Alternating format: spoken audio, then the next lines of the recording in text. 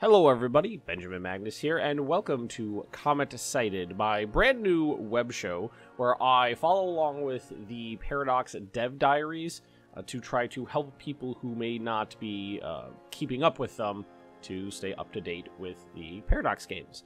Now, I'm starting this now. I've wanted to do this for quite some time, but never had a good starting point, but now with Imperator Rome here, that's a perfect starting point because episode 1 can be Dev Diary number 1, and that's exactly what we're doing today. Imperator Rome, Dev Diary number 1, which was released the 28th of May, 2018. Now, for starters, I'm just going to go through and read the Dev Diary. It's pretty brief. There's not a lot of information here, as it is Dev Diary number 1, and we'll go from here. Today, we will be talking about the vision of this game. We have often talked about how close we are with the community, but this is the first game we have ever made where a post from a forum member is quoted at the top of our game design. And this is the quote: "The balance between CK2 and EU4/Vicky2 should remain in Rome 2. Rome 1 was a fantastic mix between CK1, characters, EU3, diplomacy and war, and Vicky 1, parties, province system, and population dynamics, and its own features like barbarian migration, and the best civil wars in Paradox games." End quote. In this game, we've wanted to stay true to this vision while implementing the knowledge we've learned in the last decade of making games with better UX and better player agency while increasing the depth and complexity enormously. There are a few main things with the original that were really bad and that we decided to remove or change. We are removing characters as envoys, as that was a bad mechanic and you primarily used to get rid of people. Omens and religious prestige were not very fun and have been changed. Trade was a lot of micromanagement. This has been reworked for a more interesting and fun dynamic. All in all, whatever possible, we've strived to be adding more depth and complexity to the game to make this the ultimate grand strategy game. Here's a quick look at Iberia. Next week, we'll take a deep look into the map, cities, and provinces. And here is the map provided in the Dev Diary, looking primarily at Hispania, or Iberia, or Spain, whatever your philosophical bent may be at the time. So in the press material that was released before, we definitely saw Hispania with a very large Terra Incognita area in the center, and then Hispania Ulterior and Hispania Interior, which I believe would have been here and here respectively, were developed. And I believe we saw a little bit on the coastline as well, but the interior was completely blank. So definitely seems to me like that is going to be just standard Terra Incognita, which you can either move into and conquer or just explore and colonize. What I'm loving about this map is how, if you look in very specific places, how granular it is. Like if we look in the northwest section of Iberia here, I've been calling it Hispania, Iberia, or Hispania. Whatever you might feel is appropriate there. You can see there's a lot of granularity here in the provinces, and if what I'm thinking is correct, this is definitely not a province map mode, because Carthage is all over the place in Corsica and Sardinia, and you can even see that there's a little bit of another interior province there, it looks like, that maybe is uncolonized. We got Carthage here, dotted along the North African coastline. We zoom over to Italy, you can see just a bit of Rome, Etruria, Umbria, Boii. I think a lot of people pronounce it Boy, but if I remember my Latin correctly, it was Boii. The Sabines. Lots and lots and lots of nations to pick in this game, which is awesome. And right here, I'm not really sure what's happening right here. Either these two nations, one of these is maybe a subject of another one, or we just ran out of colors. You can definitely see that the border goes around both of these sections here with the little break in the middle. Not sure what that means, but we won't know for quite a while. Aesthetically, I find the UI very pleasing. Oh, and some people have mentioned it before. The date is not in BC or BCE. Again, whatever your philosophical bent may be.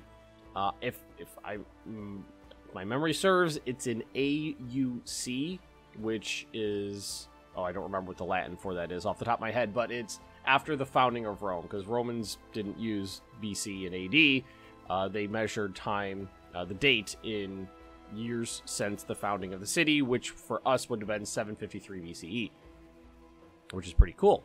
I love it. I really enjoy the starting time period here, because this is basically when Rome was kind of a baby.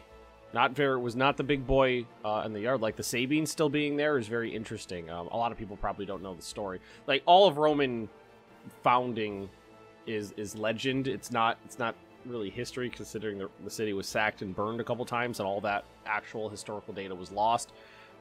So the legend is that the Trojan hero Aeneas fled the destruction of Troy to North Africa, befriended the Carthaginian princess, I'm not sure which, Dido, betrayed her, sowing the seeds of enmity between Carthage and Rome with that, left North Africa, settled on the Italian peninsula, and the issue is that they were all kind of like, everybody that went with them was kind of like brigands and like, like the dregs of society. So they didn't have any women. What they did was they set up their little town, and then they invited the Sabines to like come over for a festival. And then when they did, they captured all of their women, dragged them into their fort, locked the doors, and was like, okay, we got the women now. And then what ended up happening was the Sabines went home, and it took them so long to kind of like get a plan together and come back to Rome to rescue their women, that by the time they got back, the women had all married, had children, and they were like, okay, yeah, you are my father and my brother, but this is my husband and my son, and I don't want you all fighting. And then everybody just lived as a big happy family. And history records it as the rape of the Sabine women, and there's some famous artwork about it. Now, that's the legend, and I just find it interesting that we're starting off in a time period. Let's try to get over there a little better, where those small nations nearby Rome still exist, which is great.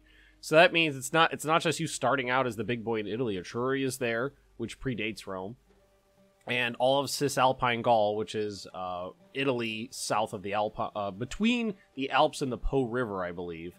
I could be wrong on that. Don't quote me.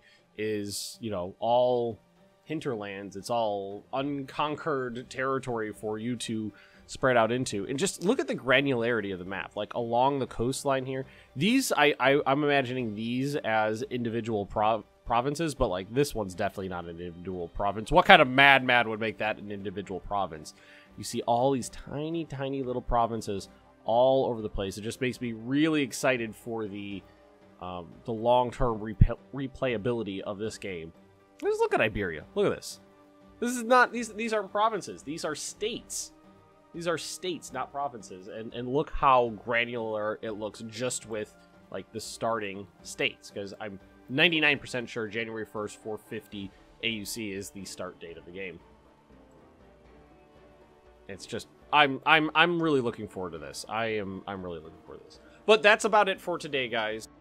Thank you very much for watching. I do appreciate it. I'm going to be trying to get these out every Monday if I can. I mean, this one's super late because the week just got away from me. I was planning on having it done last Monday, but hopefully we'll get these out every Monday afternoon, Eastern Standard Time. Oh, you know what also made me happy is looking up into Gaul and seeing all the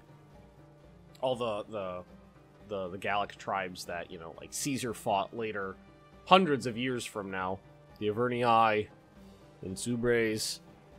A lot of the other ones the bigger ones are going to be up here, like the Helvetii, which would be in like modern day Switzerland. But anywho, thank you very much for watching, everybody. I do appreciate it, and I will see you all next Monday.